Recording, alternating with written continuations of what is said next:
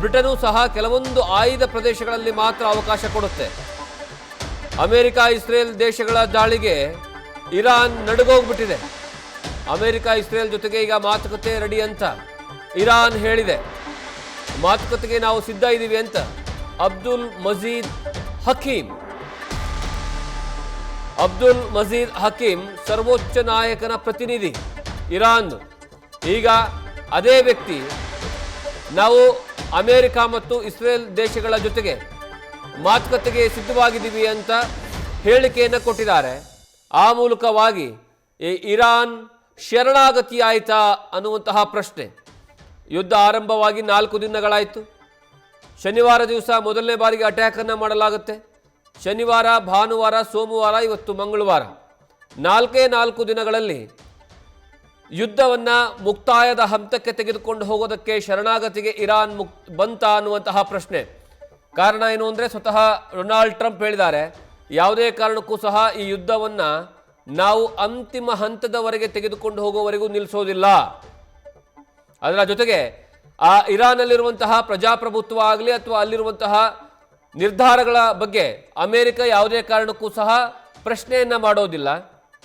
ಆದರೆ ನಮ್ಮ ಮೂಲ ಟಾರ್ಗೆಟ್ ಏನಿತ್ತು ಆ ಟಾರ್ಗೆಟನ್ನು ಡೆಸ್ಟ್ರಾಯ್ ಮಾಡೋದ್ರಲ್ಲಿ ನಾವು ಯಶಸ್ವಿಯಾಗಿದ್ದೇವೆ ಅಂತ ಈಗಾಗಲೇ ಡೊನಾಲ್ಡ್ ಟ್ರಂಪ್ ಹೇಳಿದ್ದಾರೆ. ಇದರ ಬಗ್ಗೆ ಇಸ್ರೇಲ್ನ ಅಧ್ಯಕ್ಷರಾಗಿರುವಂಥ ಪ್ರಧಾನಿಯಾಗಿರುವಂತಹ ಬೆಂಜಮಿನ್ ನೇತನ್ಯಾಹು ಸಹ ಇದೇ ವಿಚಾರವನ್ನು ಪ್ರಸ್ತಾಪ ಮಾಡಿದ್ರು. ಈ ಇಬ್ಬರು ಪ್ರಸ್ತಾಪದ ನಡುವೆ ಈಗಾಗಲೇ ಇರಾನ್ನ ಸರ್ವಾಧಿಕಾರಿಯ ಪ್ರತಿನಿಧಿ ನಾವು ಮಾತುಕತೆಗೆ ಸಿದ್ಧ ಇದ್ದೀವಿ ಅನ್ನುವಂತಹ ಸ್ಟೇಟ್ಮೆಂಟನ್ನು ಕೊಟ್ಟಿದ್ದಾರೆ. ಆ ಮೂಲಕವಾಗಿ ಇರಾನ್ ಅಮೆರಿಕ ಮತ್ತು ಇಸ್ರೇಲ್ ಮುಂದೆ ಮಂಡಿ ಊರಿದ ಹಾಗೆ ಕಾಣಿಸ್ತಾ ಇದೆ. ಹಾಗಾದರೆ ಆ ಮಾತುಕತೆ ಯಶಸ್ವಿ ಆಗುತ್ತಾ? ಅಷ್ಟು ಈಸಿನ ಮಾತುಕತೆ ಯಶಸ್ವಿ ಆಗುವಂತಹ ವಿಚಾರಕ್ಕೆ ಸಂಬಂಧಪಟ್ಟ ಹಾಗೆ ಮಾತುಕತೆಯ ಸಂದರ್ಭದಲ್ಲಿ ಸುಮ್ಮನೆ 2 ದೇಶಗಳು ಸೀಸ್ ಫೈರನ್ನು ಮಾಡೋದಿಲ್ಲ.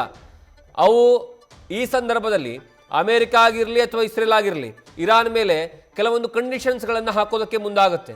ಆ ಕಂಡೀಷನ್ಸ್ಗಳು ಏನಿರ್ತಾವೆ ಅನ್ನೋದು ಬಹಳಷ್ಟು ಪ್ರಮುಖವಾಗಿರೋದು. ಆ ಕಂಡೀಷನ್ಸ್ಗಳಿಗೆ ಇರಾನ್ ಒಪ್ಕೊಳ್ಳುತ್ತಾ? ಆ ಇರಾನ್ ಒಪ್ಕೊಂಡಂತಹ ನಂತರ ಅಲ್ಲಿರುವಂತಹ ಆಂತರಿಕ ವಿಚಾರದಲ್ಲಿ, ನಾಯಕತ್ವದ ವಿಚಾರದಲ್ಲಿ ಬಿಕ್ಕಟ್ಟಾದಂತಹ ಸಂದರ್ಭದಲ್ಲಿ ಅದನ್ನು ಯಾವ ರೀತಿಯಾಗಿ ನೋಡಿಕೊಳ್ಳುತ್ತೆ? ಇದೆಲ್ಲದರ ಬಗ್ಗೆಯೂ ಸಹ ಅಷ್ಟು ಈಸಿ ಆಗಿರುವಂತಹ ವಿಚಾರಗಳಲ್ಲ. ಇನ್ನೊಂದು ಕಡೆಗೆ ಟ್ರಂಪ್ ಸುದ್ದಿಗೋಷ್ಠಿಯಲ್ಲಿ ಮಾತನಾಡೋ ಸಂದರ್ಭದಲ್ಲಿ ತೈಲ ಬೆಲೆಯ ವಿಚಾರವಾಗಿ ಪ್ರಸ್ತಾಪ ಮಾಡ್ತಾರೆ. ಈಗಾಗಲೇ ಯಾವಾಗ ಪೂರ್ತಿಯಾಗಿ ಯುದ್ಧದ ಕಾರ್ಮೋಡ ಗಲ್ಫ್ ಕಂಟ್ರಿಗಳ ಮೇಲೆ ಬಿದ್ದಿರುವಂತಹ ಕಾರಣಕ್ಕಾಗಿ ತೈಲ ಬೆಲೆಯಲ್ಲಿ ಭಾರಿ ಏರಿಕೆ ಆಗ್ತಾ ಇದೆ.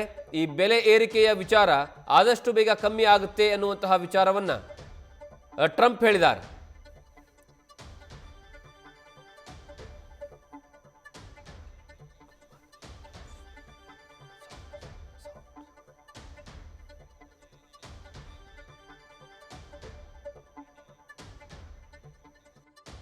ಅಬ್ದುಲ್ ಮಜೀದ್ ಹಕೀಮ್ ಈ ವ್ಯಕ್ತಿ ಖಮೇನಿಯ ಸರ್ವಾಧಿಕಾರಿಯ ಪ್ರತಿನಿಧಿಯಾಗಿ ಕಾರ್ಯವನ್ನು ನಿರ್ವಹಿಸ್ತಾ ಇದ್ದ, ಈಗಲೂ ಸಹ ನಿರ್ವಹಿಸ್ತಾ ಇದ್ದಾರೆ.